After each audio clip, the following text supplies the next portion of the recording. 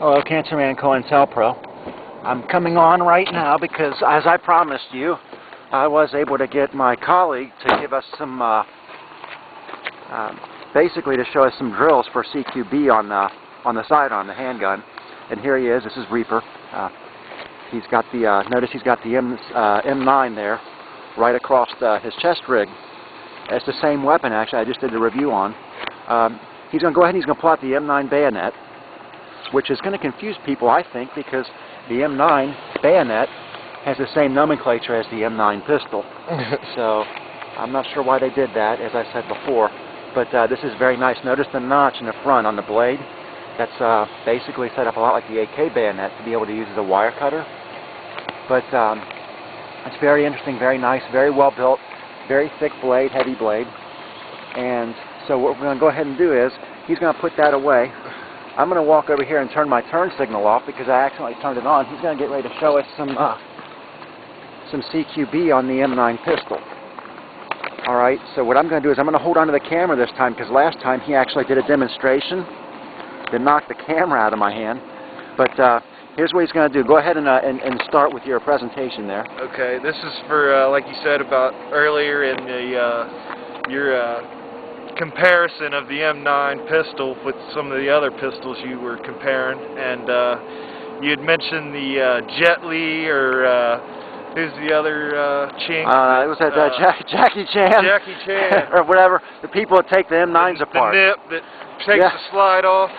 Well, I'm here to show you the technique to stop people from doing that if you feel the need that there's ever going to be somebody like that in your life that you have to rid yourself of. It's pretty simple. This is a Special Forces technique. A lot of Marines and other people are taught this same technique, so a lot of you military members out there will recognize it. Hey Chang, how you doing there, sweet cheeks? You know, I got to thinking about something. I suppose I can raise some funds and come up there and do a little cleaning, you know what I mean? Do a little cleanup action. I figure I'll get my little pink scarf and I'll dress in full drag. I'll do my nails, get my toenails done, and it's just going to be you and I. Now I'm going to bring a cameraman with me, and you bring one with you too, okay? No guns allowed. Can't have any guns. That would be very naughty. But, so I'm going to take, I don't know, I might bring a broom. If you want to bring a broom too, that'd be a good time. Let's see if we could do a little cleaning up, you know. Do a little cleaning up, you think so? Huh? You think? Wouldn't that be cool to do a little cleanup? Hmm? Yeah, that'd be a good time, wouldn't it? I mean, you got like 10 years on me there, Chang. You got me by what? 10 years? Huh? Huh? Huh? Yeah, that'd be a lot of fun there, buddy. Be a lot of fun. When and where, baby? When and where? Tough guy.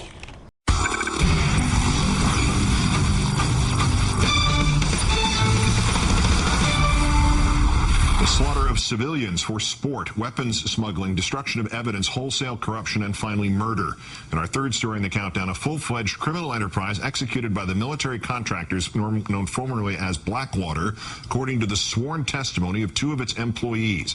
The Nation's Jeremy Scahill, who broke the story, joins us in a moment. The details come straight from two sworn affidavits filed late last night by persons whose identities have been sealed to protect their identity, men who have previously cooperated with federal prosecutors in the criminal inquiry into Blackwater. From John Doe number 2, a former member of Blackwater's management team, quoting the affidavit, it appears that Mr. Eric Prince, Blackwater's founder, and his employees murdered or had murdered one or more persons who have provided information or who were planning to provide information to the federal authorities about the ongoing criminal conduct. On several occasions after my departure from Mr. Prince's employ, Mr. Prince's management has personally threatened me with death and violence. John Doe number 2 also stating that Mr. Prince, pictured here, smuggled unlawful weapons into Iraq, including sawed-off semi-automatic machine guns with silencers and illegal hand grenades.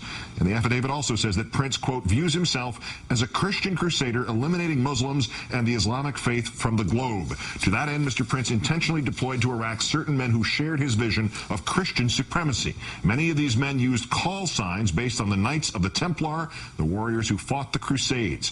Mr. Prince operated his companies in a manner that encouraged and rewarded the destruction of Iraqi life. Going to Iraq to shoot and kill Iraqis was viewed as a sport or game. Strikingly similar allegations made in the affidavit of John Doe No. 1, a former U.S. Marine who worked for Blackwater in Iraq. He alleges that incidents of unjustified deadly force were initially videotaped and watched in a session called a hot wash.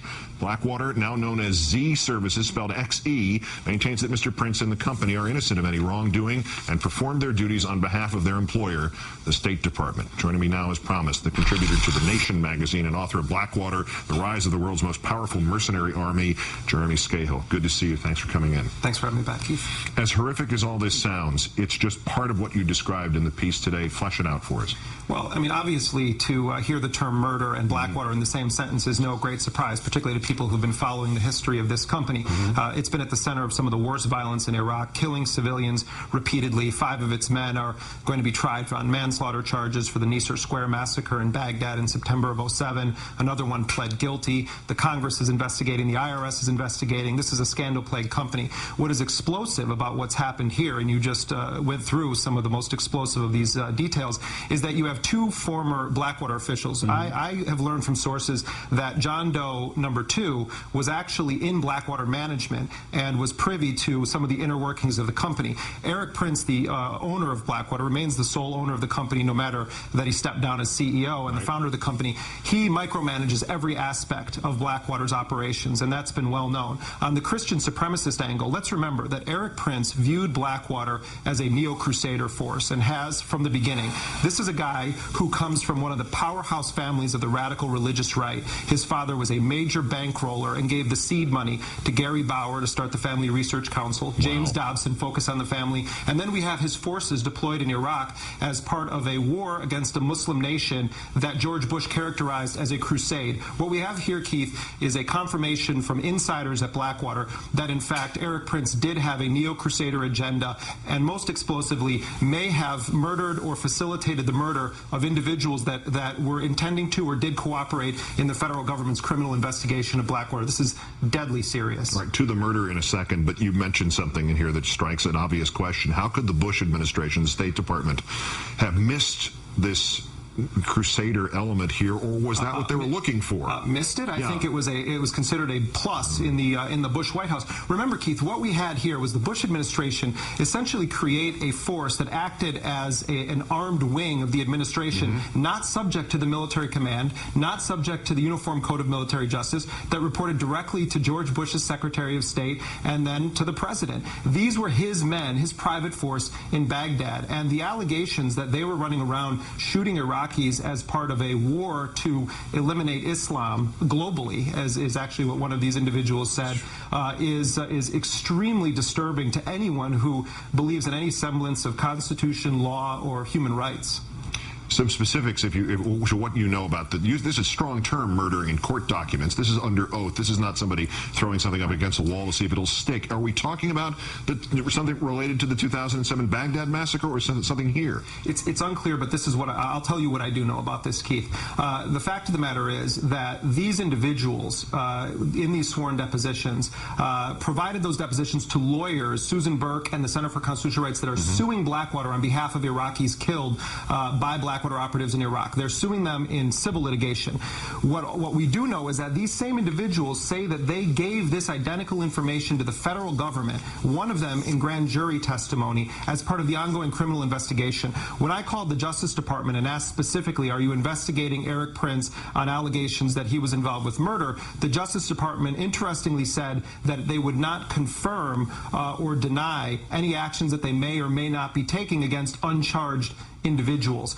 Eric Prince, according to the lawyers suing Blackwater, could be eligible for murder charges in both Virginia and the state of North Carolina under existing law. That's the argument they're making in their motion that was filed late last night in the Eastern District of Virginia. Jeremy Scahill, who has been the watchdog on Blackwater, now is the of the nation, who brought this story to everyone's attention today. Great thanks for doing so, and great thanks for coming in today. Thank you, Keith.